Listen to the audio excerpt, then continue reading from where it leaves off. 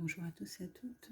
Donc il est 13h37 ce mardi 1er décembre 2020 et donc je suis là devant mon ordinateur donc en train de travailler et là c'est plus du travail par rapport à la stagiaire puisque j'accueille une stagiaire euh, et donc concrètement elle a débuté le 10 novembre 2020 avec des périodes de retour, ou en tout cas de travail par rapport à un certain nombre de formations.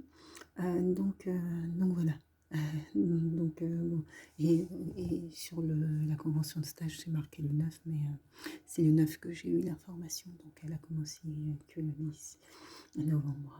Et donc là, en l'occurrence, on a fait très rapidement dans la voiture hier un petit bilan d'étape. Je voulais avoir son ressenti par rapport au déroulé du stage.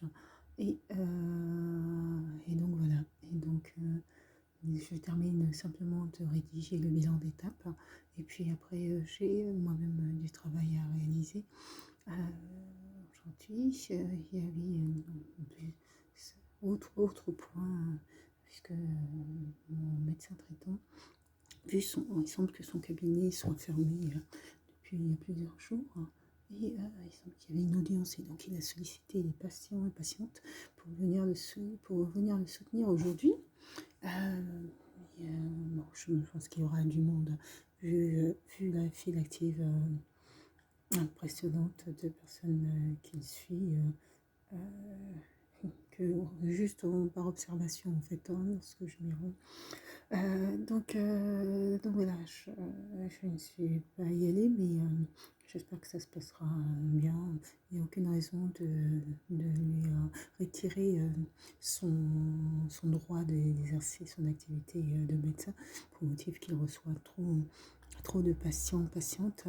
Il serait plutôt préférable de limiter justement aux médecins la possibilité de recevoir trop grand nombre de patients, à mon avis. Donc, s'il n'y a pas de chiffres, de données, ils peuvent recevoir, tant que les patients arrivent, ils peuvent recevoir autant de patients qu'ils le souhaitent.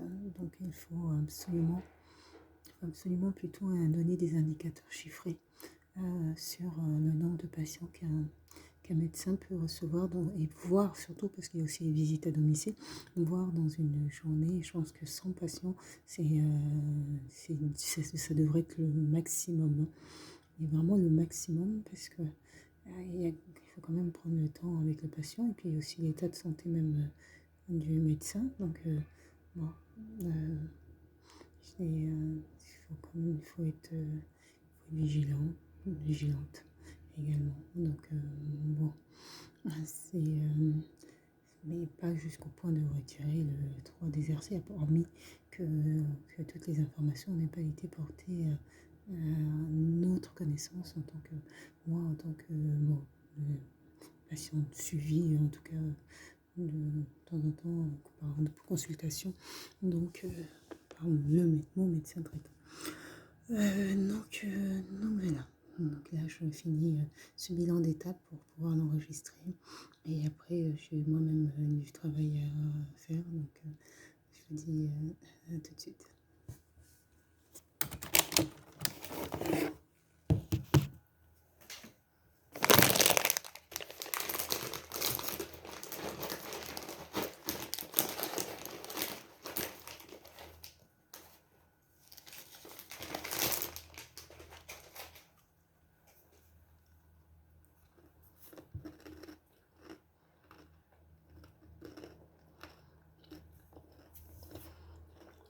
Là, il faut que je trouve une nouvelle convention. Je vais terminer le travail que j'ai à faire sur celle-ci. Mais il faut absolument que je trouve une nouvelle convention. Donc, assez rapidement pour janvier. Parce que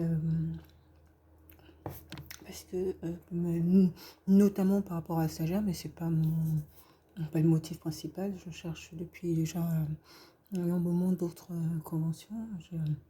J'ai travaillé 2 fois sur le dispositif en convention partenariat avec dans un dispositif PCPE. Je souhaiterais pouvoir aborder un tout autre domaine et travailler dans tout autre domaine.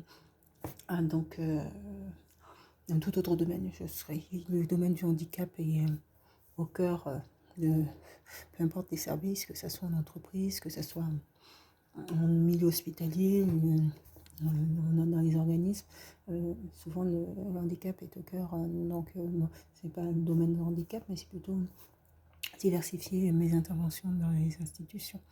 Donc voilà, donc je finis ce bilan d'étape rapidement.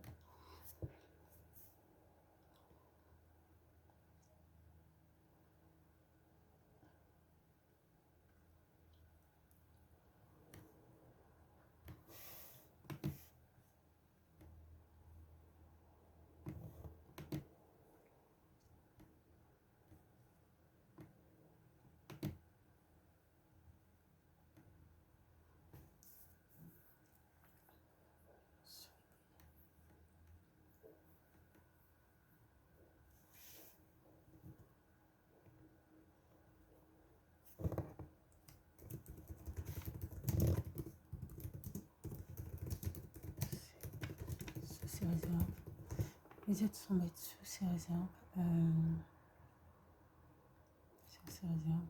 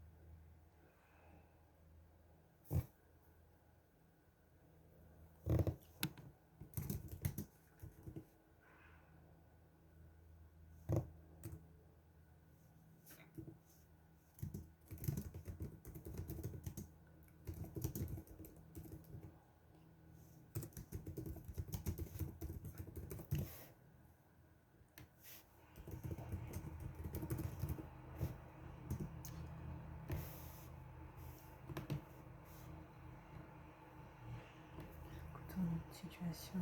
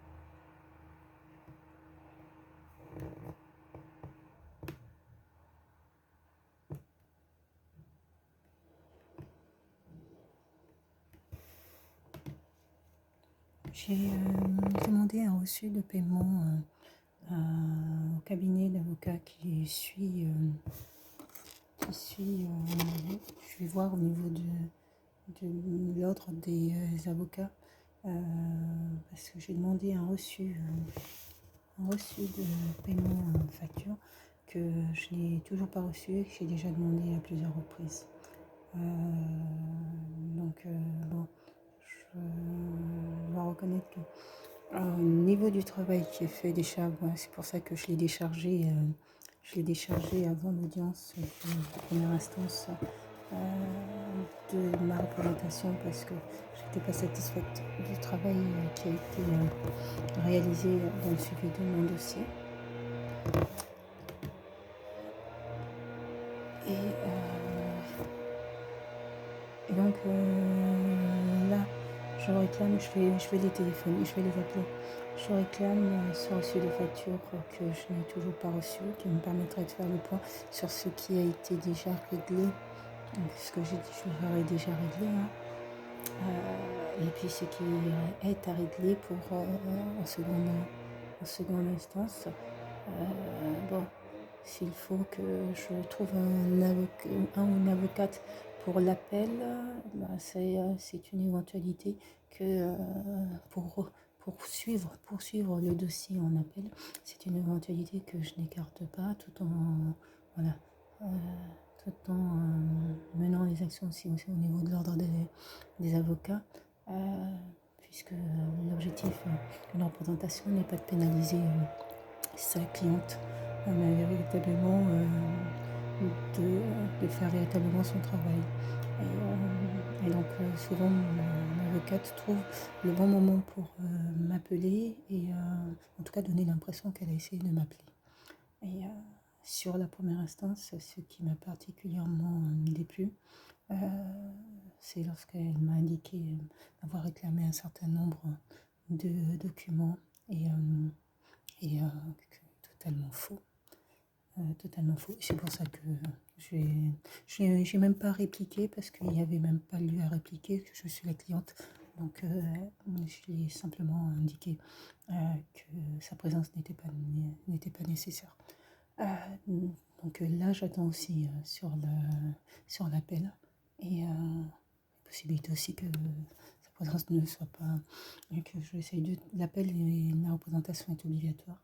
Donc, faudra alors trouver une représentation assez rapide, en tout cas quelqu'un qui, si, au pire, ne défend peut-être pas le dossier, mais en tout cas ne plaide pas contre sa cliente.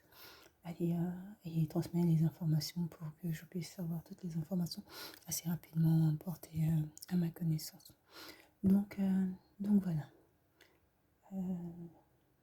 Donc je vais finir ça et puis je vais les appeler pour réclamer ce reçu de règlement. Peut-être que mon avocate n'a pas le souhait de me représenter outre mesure. Voilà. Mais que ça soit clair, je vais, s'il dispenser de ma représentation et trouver quelqu'un qui souhaite prendre ce dossier.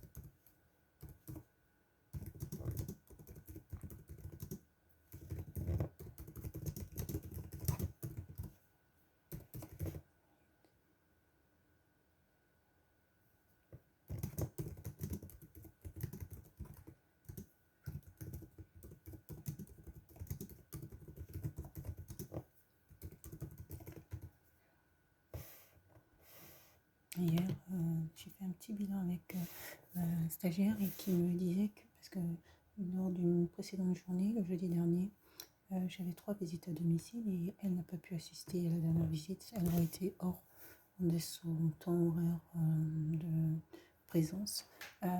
Et donc, elle me posait la question de savoir si je pouvais faire une seule visite par jour. Ce à quoi je lui ai répondu que non.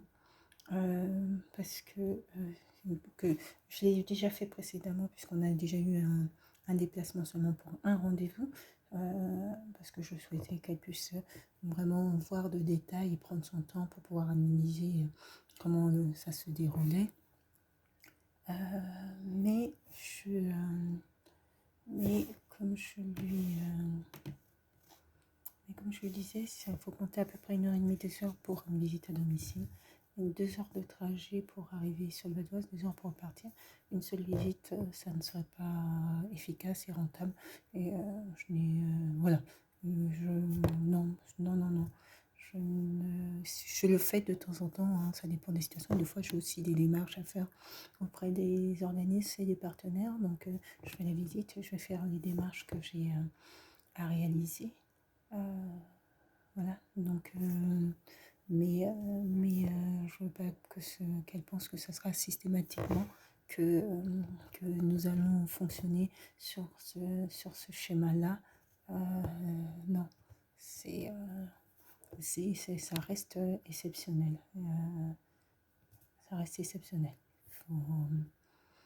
Donc voilà. Donc, il ne faut pas oublier que c'est une entreprise et que derrière, il y a aussi une question de rentabilité, de chiffre d'affaires. Et il y a aussi une question aussi, bah, au-delà de moi, 2 ou 3 entretiens dans une journée, c'est pas un problème, c'est pas problématique. Donc, elle fera les entretiens quand elle peut les faire. Pour le moment, elle n'est pas dans l'accompagnement des personnes. Donc, elle fait un peu de soutien de temps en temps, mais elle n'est pas dans l'accompagnement des personnes. Donc voilà.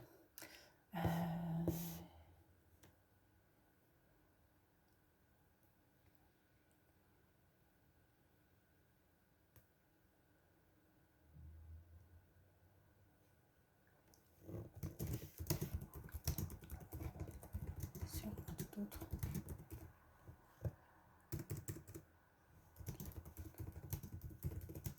Convention. Non, les flux plus importants. Là, actuellement, quoi? Sur cette convention-là, je n'ai pas énormément de dossiers en suivi. Il se pourrait que sur d'autres conventions, j'ai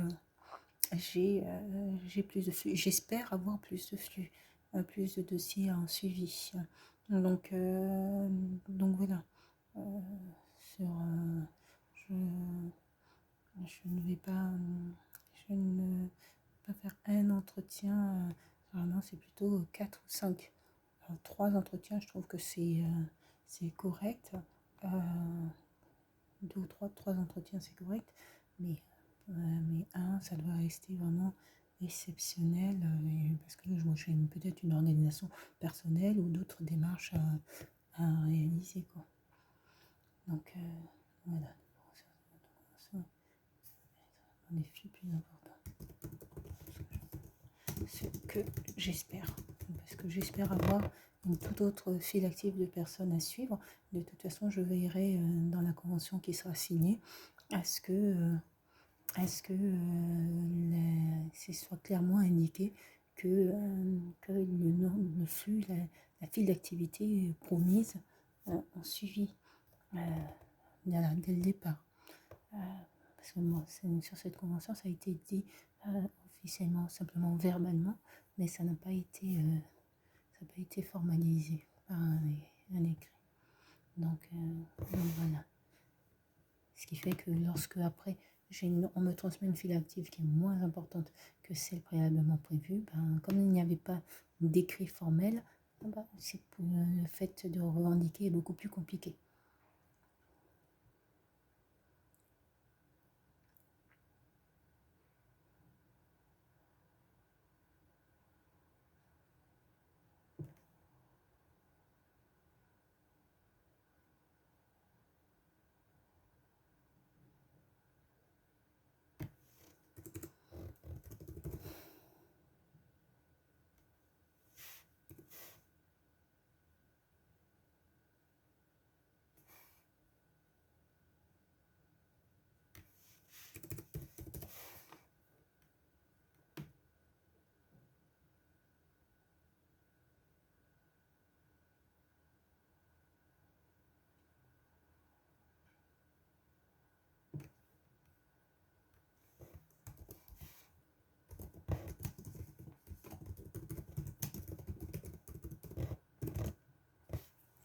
Je vais mettre 3 parce que je suis très bien placée.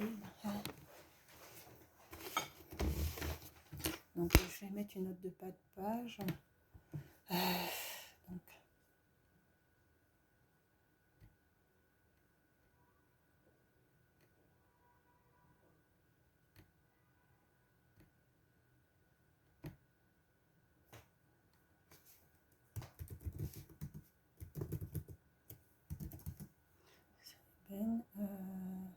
bilan d'étape avec la stagiaire du 30/11/2020.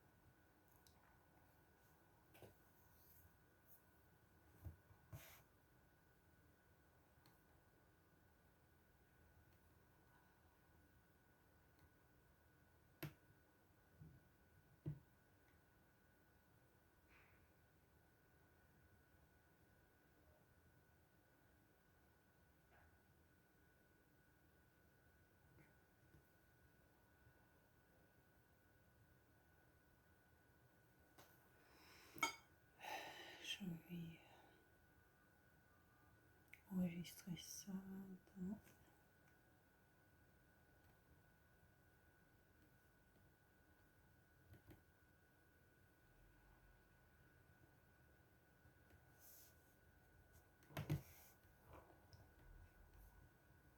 Ici, bilan de stage.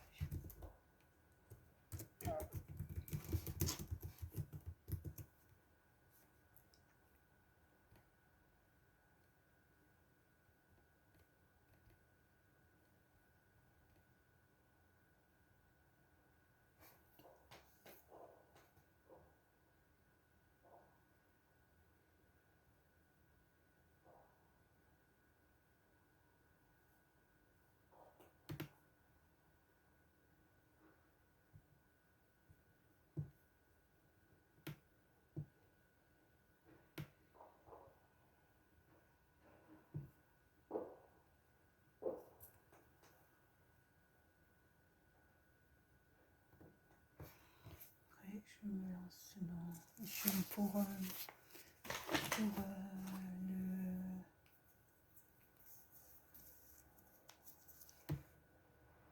Il faut que je laisse du temps pour... 30 minutes de batterie. Il faut que je me laisse du temps pour lire les conclusions de la partie adverse. Mais moi, j'ai surtout aussi à faire aussi mes conclusions pour l'audience qui arrive là encore en décembre, pour le mois de décembre.